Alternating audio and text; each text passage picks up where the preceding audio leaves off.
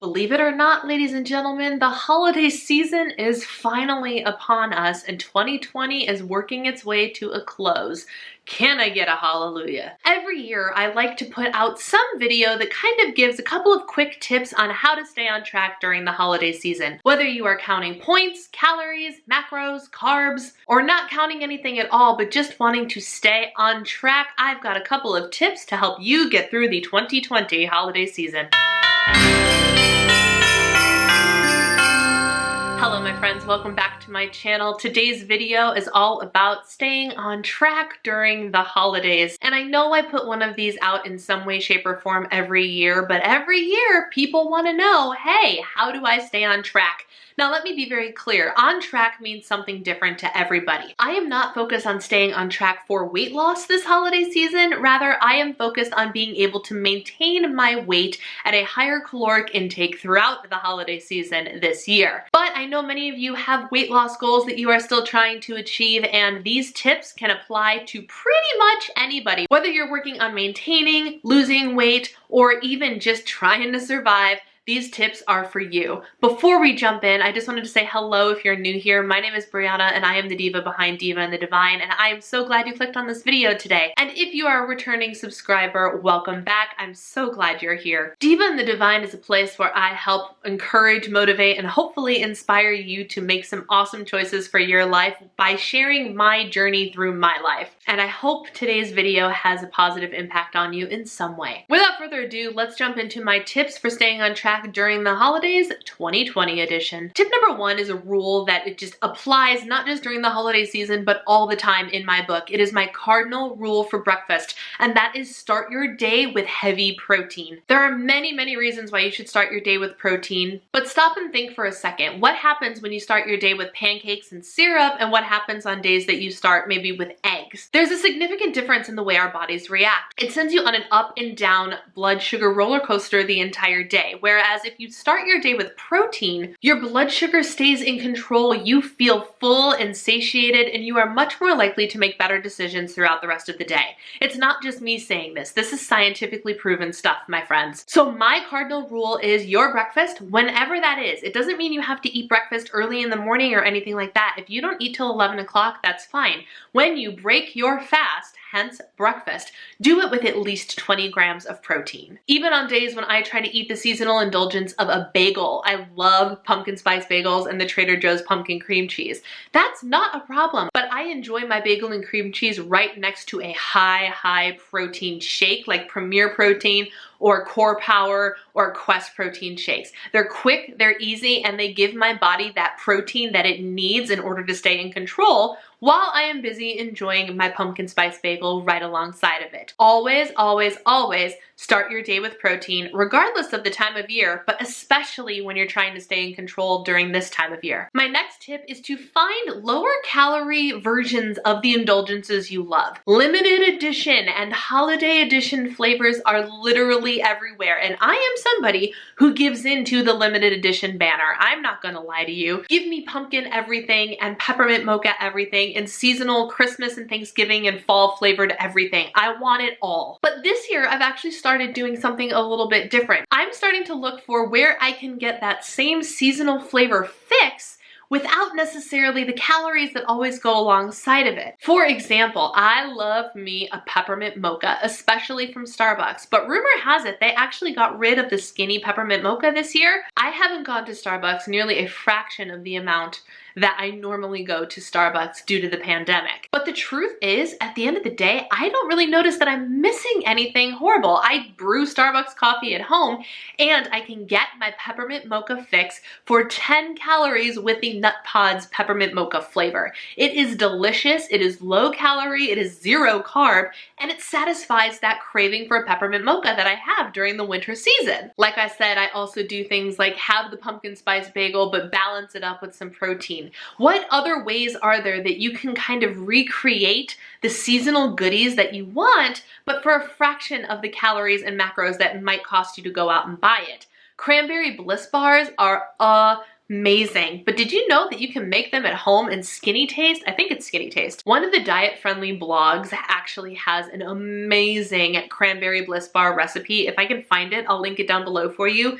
For real, I made these for the seasonal time last year and my husband took them to work and they were gone. Everybody loved them. Nobody knew it was a dieted down recipe. They were that good. So stop and consider what swaps you might be able to make to satisfy your desire for limited edition everything, but not make you overindulge calorically in the process. My next tip offers you a slightly different way of tracking. I know this time of year it is very, very, very, very easy to just let go of tracking altogether, and I understand. I really do. Who wants to track all of their calories when they have all of these awesome things that they can eat and parties to go to and recipes that you don't know the nutrition information for? I get it.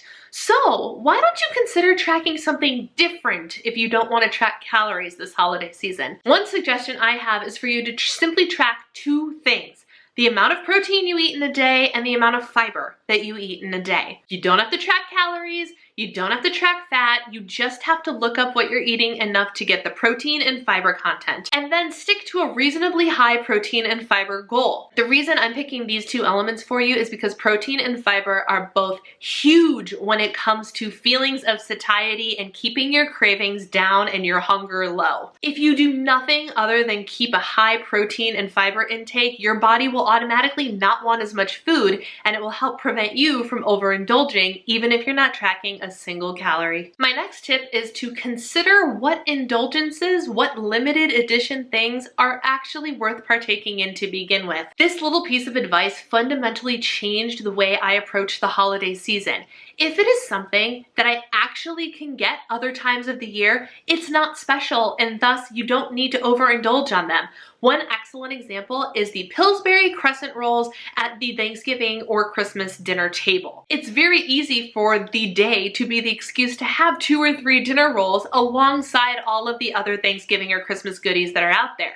But the reality is I can go to Target right now and buy myself some Pillsbury crescent rolls and whip them up and have them tonight if I wanted them. Once I stopped and thought about this for a second, it immediately took the power of the crescent rolls away. I do not need to overindulge in Thanksgiving with crescent rolls. Heck, I don't even have to have a single crescent roll if I don't want one, because I can have it tomorrow. I can have one in March. It doesn't matter. They're always available at the store, and thus they are no longer special to the holiday season. What does that do? Well, that allows me to enjoy the things that actually are special to the holiday season with a little bit more freedom.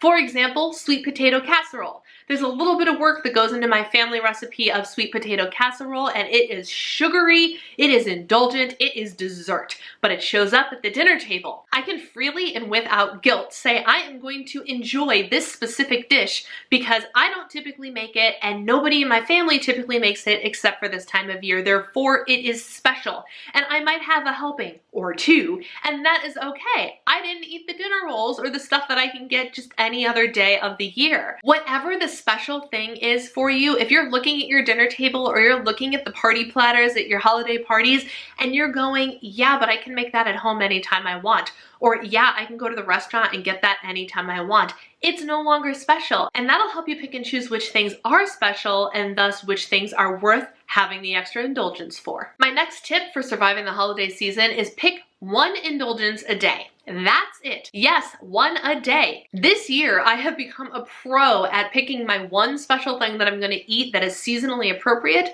namely the apple pie that I can make when we go apple picking.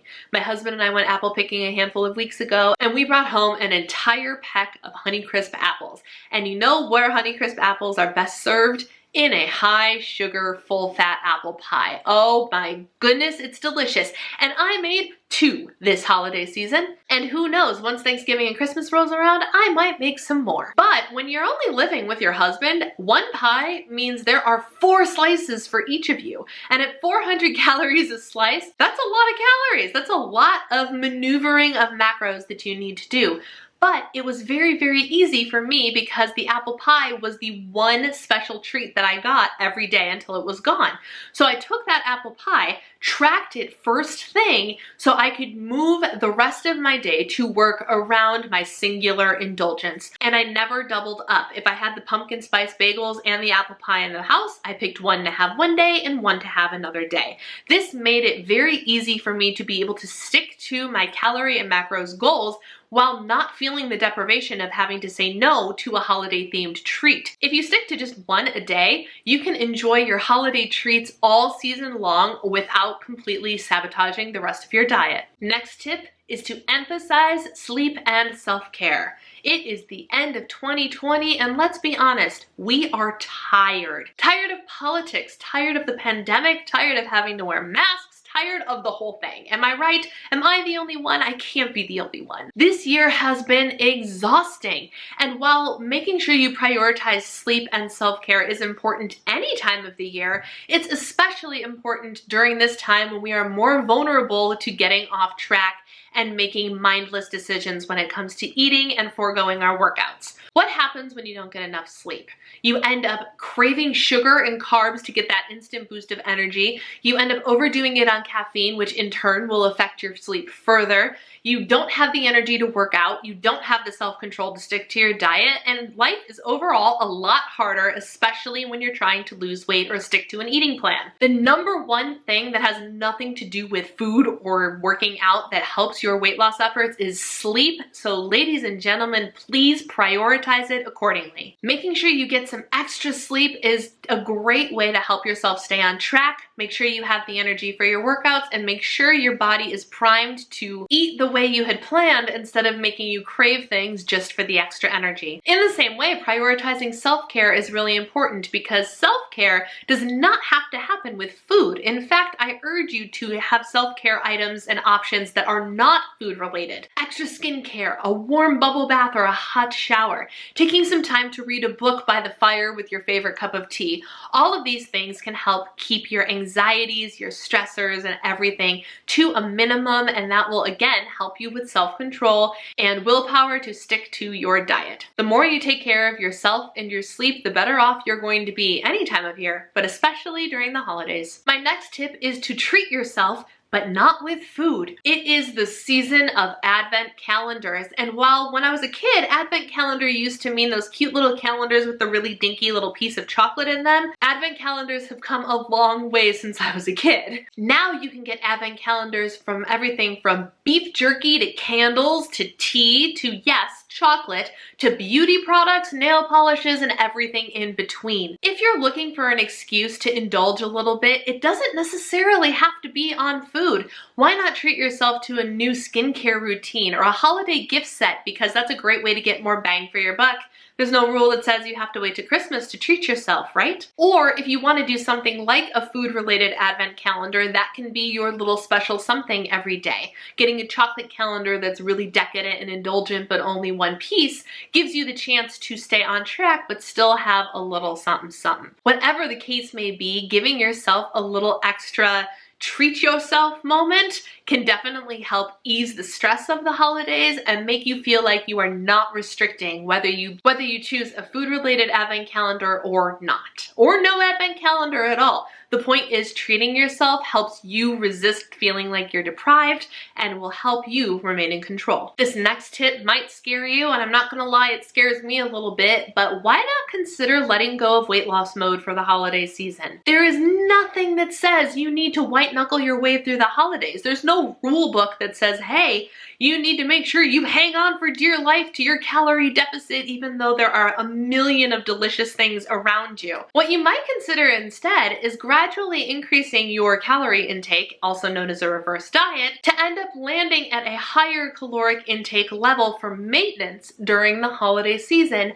and then you can start weight loss mode again when the new year rolls around and the holiday season is over. And then you can start weight loss mode again when the new year rolls around and the holiday season has come to a close. I know letting go of the weight loss mentality can be scary. I'm literally going through it in real time because I'm in the middle of a reverse diet.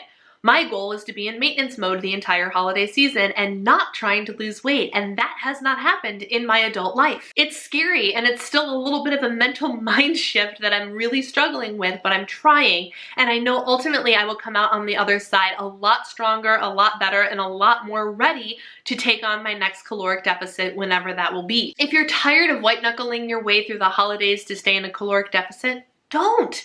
It's okay to have made progress and maintain at that lower weight. That's the goal here. If you can maintain during the holiday season, let's say you've lost 15 pounds, but you want to lose 25, there's nothing that says you're empowered and ready to go than being able to maintain that 15-pound loss during the holiday season.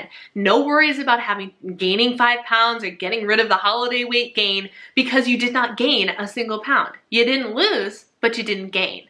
And that's okay. And that's admirable. And that is progress. And then you can go for the last 10 pounds after the holiday season's over. I'm not saying you have to, but I'm saying it's worth considering. And then my last tip is a tip that I give literally in every favorites tip video. And it is this.